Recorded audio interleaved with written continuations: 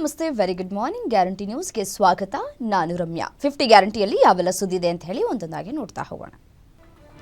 ಮಂಡ್ಯ ಜಿಲ್ಲೆಯ ಮದೂರಿನಲ್ಲಿ ಗಣೇಶ ವಿಸರ್ಜನೆ ವೇಳೆ ಹಿಂದೂಗಳ ಮೇಲೆ ಕಲ್ಲು ತೂರಾಟವನ್ನು ಖಂಡಿಸಿ ಹಿಂದೂ ಸಂಘಟನೆಗಳು ಬೃಹತ್ ಪ್ರತಿಭಟನೆಗೆ ಕರೆಯನ್ನ ಕೊಟ್ಟಿವೆ. ಬಿಜೆಪಿ ಹಿಂದೂ ಸಂಘಟನೆಗಳು ವಾಟ್ಸ್ಆಪ್, ಫೇಸ್ಬುಕ್, ಇನ್ಸ್ಟಾಗ್ರಾಂ ಸೇರಿ ಸೋಷಿಯಲ್ ಮೀಡಿಯಾಗಳಲ್ಲಿ ಪೋಸ್ಟರ್ ಮೂಲಕ ಬೃಹತ್ ಪ್ರತಿಭಟನೆಗೆ ಕರೆ ಕೊಟ್ಟಿದ್ದು, ಇಂದು ಮದ್ದೂರಿನ ಟಿಬಿ ವೃತ್ತದ ಬಳಿ ಹೆದ್ದಾರಿ ತಡೆದು ಪ್ರತಿಭಟನೆಗೆ ಸಿದ್ಧತೆಯನ್ನು ನಡೆಸಿದ್ದಾರೆ.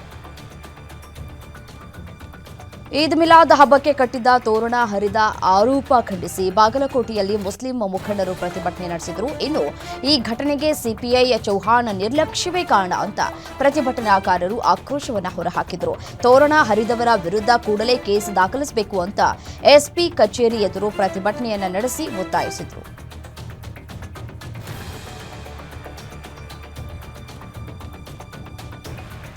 ಸ್ನೇಹಿತನಿಗೆ ಬಿಯರ್ ಕುಡಿಸಿ ಅದೇ ಬಾಟಲ್ನಿಂದ ಹಲ್ಲೆ ಮಾಡಿರುವಂತಹ ಘಟನೆ ಮೈಸೂರು ರಸ್ತೆಯ ಕಸ್ತೂರಿಬಾ ನಗರದಲ್ಲಿ ನಡೆದಿದೆ. ಕಂಠಪೂರ್ತಿ ಕುಡಿದ ದಿವ್ಯಾ ತೇಜ್ ರಿಷಿ ಎಂಬ ಸ್ನೇಹಿತನ ಮೇಲೆ ಹಲ್ಲೆಯನ್ನು ಮಾಡಿದ್ದಾನೆ. ಈ ಬಗ್ಗೆ ಪೊಲೀಸ್ ಠಾಣೆಯಲ್ಲಿ ದೂರು ದಾಖಲಾಗ್ತಾ ಇದ್ದಂತೆ ಆರೋಪಿ ದಿವ್ಯಾ ತೇಜ್ ಹೆದರಿ ಆತ್ಮಹತ್ಯೆಗೆ ಶರಣಾಗಿದ್ದಾನೆ. ಇನ್ನು ಘಟನೆಗೆ ಸಂಬಂಧಪಟ್ಟಂತೆ ಬ್ಯಾಟರಾಯನಪುರ ಪೊಲೀಸ್ ಠಾಣೆಯಲ್ಲಿ ಪ್ರಕರಣ ದಾಖಲಾಗಿದೆ. ಗಣೇಶ ವಿಸರ್ಜನೆ ವೇಳೆ ಕೆರೆಯಲ್ಲಿ ಮುಳುಗಿ ಬಾಲಕ ಮೃತಪಟ್ಟಿರುವಂತಹ ಘಟನೆ ತುಮಕೂರು ಜಿಲ್ಲೆಯ ತಿಪಟೂರು ತಾಲೂಕಿನ ಹೊನ್ನವಳ್ಳಿ ಕೆರೆಯಲ್ಲಿ ನಡೆದಿದೆ. ಜೀವನ್ ಮೃತ ಬಾಲಕ ಅಂತ ಗುರುತಿಸಲಾಗಿದೆ. ಗಣೇಶ ವಿಸರ್ಜನೆ ಬಳಿಕ ತನ್ನ 4 ಸ್ನೇಹಿತರೊಂದಿಗೆ ಈಜೋರಕ್ಕೆ ತೆರಳಿದಂತಹ ಜೀವನ್ ಕೆರೆಯಲ್ಲಿ ಮುಳುಗಿ ಸಾವನ್ನಪ್ಪಿದ್ದಾನೆ ಅಂತ ತಿಳಿದು ಬಂದಿದೆ. ಘಟನೆಗೆ ಸಂಬಂಧಪಟ್ಟಂತೆ ಹೊನ್ನವಳ್ಳಿ ಪೊಲೀಸ್ ಠಾಣೆಯಲ್ಲಿ ಪ್ರಕರಣ ದಾಖಲಾಗಿದೆ. ಮಾರಕಾಸ್ತ್ರಗಳಿಂದ ಕೊಚ್ಚಿ ವ್ಯಕ್ತಿಯನ್ನ ಬರ್ಬರವಾಗಿ ಹತ್ಯೆ ಮಾಡಿರುವಂತಹ ಘಟನೆ ಕಲಬುರಗಿ ನಗರದ ಮಿಲತ್ ನಗರದ ಬಳಿ ನಡೆದಿದೆ. ಎಂಡಿ ಬಿಲಾಲ್ ಅಲಿಯಾಸ್ ಸುರೇಶ್ ರೆಡ್ಡಿ ಅಂತ ಗುರುತಿಸಲಾಗಿದೆ. ಮುಸ್ಲಿಂ ಯುವತಿಯನ್ನ ಮದುವೆಯಾಗಿದ್ದಂತಹ ಬಿಲಾಲ್ ಬಳಿಕ ಮುಸ್ಲಿಂ ಧರ್ಮಕ್ಕೆ ಮತಾಂತರಗೊಂಡಿದ್ರು. ಹಣಕಾಸಿನ ವಿಚಾರಕ್ಕೆ ಕೊಲೆ ನಡೆದಿರುವ ಶಂಕೆ ವ್ಯಕ್ತವಾಗಿದ್ದು, ಚೌಕ್ ಪೊಲೀಸ್ ಠಾಣೆಯಲ್ಲಿ ಪ್ರಕರಣ ದಾಖಲಾಗಿದ್ದು, ಆರೋಪಿಗಳ ಪತ್ತೆಗಾಗಿ ಪೊಲೀಸರು ಬಲೆ ಬೀಸಿದ್ದಾರೆ.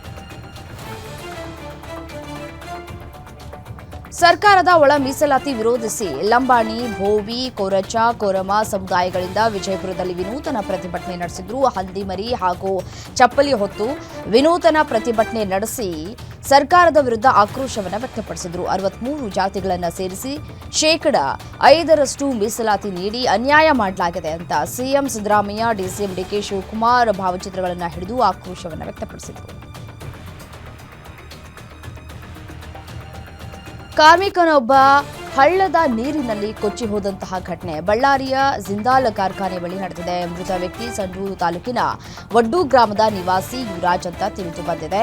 ಜಿಂದಾಲ್ ಕಾರ್ಖಾನೆಯಲ್ಲಿ ಕೆಲಸ ಮುಗಿಸಿ ಮನೆಗೆ ಹಿಂದಿರುಗುವಾಗ ವಡ್ಡು ಗ್ರಾಮದಿಂದ ಗಾದಿಗನೂರಿಗೆ ಸಂಪರ್ಕ ಕಲ್ಪಿಸುವ ಸೇತುವೆ ದಾಟುವ ವೇಳೆ ಬೈಕ್ ಸಮೇತ ಹಳ್ಳದ ನೀರಿನಲ್ಲಿ ಕೊಚ್ಚಿ ಹೋಗಿದ್ದಾನೆ. ಪೊಲೀಸರು ಅಗ್ನಿಶಾಮಕ ಸಿಬ್ಬಂದಿ ಶೋಧ ಕಾರ್ಯವನ್ನು ನಡೆಸಿ ಮೃತದೇಹವನ್ನು ಪತ್ತೆ ಹಚ್ಚಿದ್ದಾರೆ. 5 ಮೇಲೆ ಬೀದಿ ನಾಯಿಗಳು ಮಾರಣಾಂತಿಕವಾಗಿ ದಾಳಿ ನಡೆಸಿರುವಂತಹ ಘಟನೆ ದಾವಣಗೆರೆ ಜಿಲ್ಲೆಯ ಹೊನ್ನಾಳಿ ತಾಲೂಕಿನಲ್ಲಿ ನಡೆದಿದೆ. 4 ಮಕ್ಕಳು, ಓರ್ವ ವೃದ್ಧ ಸೇರಿದಂತೆ ಒಟ್ಟು 5 ಮೇಲೆ ಬೀದಿ ನಾಯಿ ದಾಳಿಯನ್ನು ನಡೆಸಿವೆ.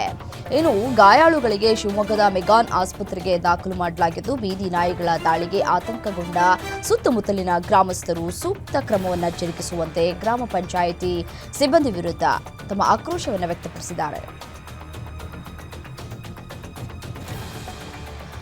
ಹೈಮಾಸ್ಕ್ ಲೈಟ್ ಅಳವಡಿಕೆ ವಿಚಾರವಾಗಿ ಯುವಕರ ನಡುವೆ ಮಾರಣಾಂತಿಕವಾಗಿ ಹಲ್ಲೆ ನಡೆದಿದೆ.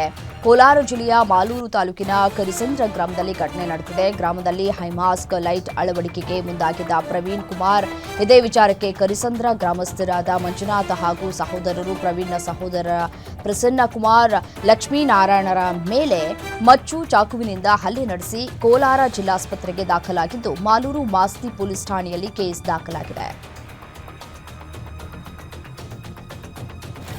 ಚಿತ್ರದುರ್ಗದ ಕಾಂಗ್ರೆಸ್ ಶಾಸಕ ಕೆಸಿ ವೀರೇಂದ್ರ ಪಪ್ಪಿ ಮನೆ ಮೇಲೆ ಇಡಿ ದಾಳಿ ಮುಂದುವರೆದಿದೆ. ಚಳ್ಳಕೆರೆ ಆಕ್ಸಿಸ್ ಬ್ಯಾಂಕ್ನಲ್ಲಿ ಒಟ್ಟು 24.5 ಕೆಜಿ ಚಿನ್ನದ ಬಿಸ್ಕೆಟ್, 17 ಡೈಮಂಡ್ ರಿಂಗ್ ಸೇರಿ ಕೋಟಕ್ ಮಹೀಂದ್ರಾ ಬ್ಯಾಂಕ್, ಎಸ್ಬಿಐ ಬ್ಯಾಂಕ್ನಲ್ಲೂ ಅಪಾರ ಮೌಲ್ಯದ ಚಿನ್ನಾಭರಣ ಹಾಗೂ ಆಸ್ತಿ ಪತ್ರ ಪತ್ತೆಯಾಗಿವೆ. ಎಸ್ಬಿಐ ಬ್ಯಾಂಕ್ನಲ್ಲಿ ಇನ್ನೂ 2 ಲಾಕರ್ ಪರಿಶೀಲನೆ ಬಾಕಿ ಇದ್ದು ವಿಚಾರಣೆ ಮಾಡುವ ಸಾಧ್ಯತೆ ಇದೆ. ವಿಶ್ವವಿಖ್ಯಾತ ನಾಡಹಬ್ಬ ದಸರಾ ಹಿನ್ನೆಲೆ ಅರಮನೆ ಅಂಗಳದಲ್ಲಿ ದಸರಾ ಗಜಪಡೆ ಭರ್ಜರಿ ತಾಲೀಮನ್ನ ನಡೆಸ್ತಾ ಇದೆ. ಜೋರಾಗಿ ಕೂಡ ಸಾಗ್ತಾ ಇದೆ. ಕ್ಯಾಪ್ಟನ್ ಅಭಿಮನ್ಯು ಟೀಮ್ನಲ್ಲಿ ಇರುವಂತಹ ಆನೆ ಭೀಮಾ ಕೇವಲ 25 ವರ್ಷ ವಯಸ್ಸಿನಲ್ಲಿಯೇ 15 ಹುಲಿ ಹಾಗೂ 80ಕ್ಕೂ ಹೆಚ್ಚು ಆನೆ ಕಾರ್ಯಾಚರಣೆಯಲ್ಲಿ ಭಾಗಿಯಾಗಿರೋ ಹೆಗ್ಗಳಿಕೆಗೆ ಪಾತ್ರವಾಗಿದೆ. ಕಡಿಮೆ ವಯಸ್ಸಿಗೆ ಹೆಚ್ಚು ಸಾಧನೆ ಮಾಡಿ ಇದೀಗ ದಸರಾ ಗಜಪಡೆಯಲ್ಲಿ ಮೈಸೂರಿಗರ ಹಾಟ್ ಫೇವರೇಟ್ ಆಗಿದ್ದಾನೆ. ಭಾರೀ ಗಾಳಿ ಮಳೆಗೆ ಕಾಲು ಸಂಕ ಕೊಚ್ಚಿ ಹೋಗಿ ಗ್ರಾಮಸ್ಥರು ಪರದಾಡಿದ್ದಾರೆ. ಚಿಕ್ಕಮಗಳೂರು ಜಿಲ್ಲೆ ಶೃಂಗೇರಿ ತಾಲೂಕಿನ ಹುಲುಗಾರು ಬೈಲು ಗ್ರಾಮದಲ್ಲಿ ಘಟನೆ ನಡೆದಿದೆ.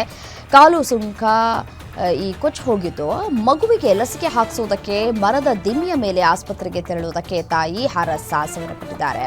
ಓಡಾಡುವುದಕ್ಕೆ ರಸ್ತೆ ಇಲ್ಲದೆ ಹಳ್ಳಿ ಜನರು ಪರದಾಡುವಂತಾಗಿದೆ. ಕೂಡಲೇ ಸೂಕ್ತ ವ್ಯವಸ್ಥೆಯನ್ನು ಕಲ್ಪಿಸಬೇಕು ಅಂತ ಹೇಳಿ ಸ್ಥಳೀಯರು ಆಗ್ರಹಿಸಿದ್ದಾರೆ.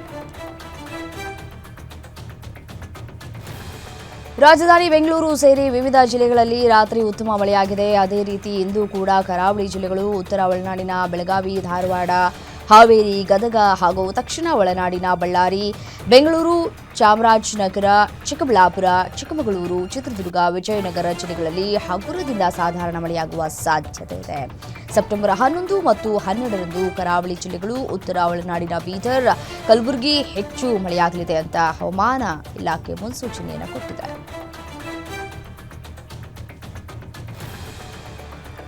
ಇನ್ನು ರಾಯಚೂರಿನಲ್ಲಿ ಗಣೇಶ ವಿಸರ್ಜನೆ ಮೆರವಣಿಗೆ ವೇಳೆ ಯುವಕರೊಂದಿಗೆ ಪಿಎಸ್ಐ ಕುಣಿದು ಕುಪ್ಪಳಿಸಿದ್ದಾರೆ. ರಾಯಚೂರು ಪಶ್ಚಿಮ ಠಾಣೆ ಸಬ್ ಇನ್ಸ್ಪೆಕ್ಟರ್ ಮಂಜುನಾಥ್ ಗಣೇಶ ವಿಸರ್ಜನೆ ವೇಳೆ ಯುವಕರ ಜೊತೆ ಸ್ಟೆಪ್ ಹಾಕಿದ್ದು ಸದ್ಯ ಈ ವಿಡಿಯೋ ಸಾಮಾಜಿಕ ಜಾಲತಾಣದಲ್ಲಿ ಸಖತ್ ವೈರಲ್ ಆಗಿದೆ. ಉಪರಾಷ್ಟ್ರಪತಿ ಚುನಾವಣೆಗೆ ಸಜ್ಜಾಗುವುದಕ್ಕೆ ಎನ್ಡಿಎ ಸಂಸದರಿಗೆ ನಡೆಸಲಾದಂತಹ ಕಾರ್ಯಾಗಾರದಲ್ಲಿ ಪ್ರಧಾನಿ ಮೋದಿ ಕೂಡ ಭಾಗವಹಿಸಿದ್ರು. ಸಂಸತ್ ಸಂಕೀರ್ಣದ ಜಿಎಂಎಫ್ಸಿ ಬಾಲಯೋಗಿ ಸಭಾಂಗಣದಲ್ಲಿ ನಡೆದ ಕಾರ್ಯಾಗಾರದಲ್ಲಿ ಸಾಮಾನ್ಯ ಬಿಜೆಪಿ ಸಂಸದರಂತೆ ಮೋದಿ ಕೊನೆಯ ಸಾಲಿನಲ್ಲಿ ಕುಳಿತಿದ್ರು.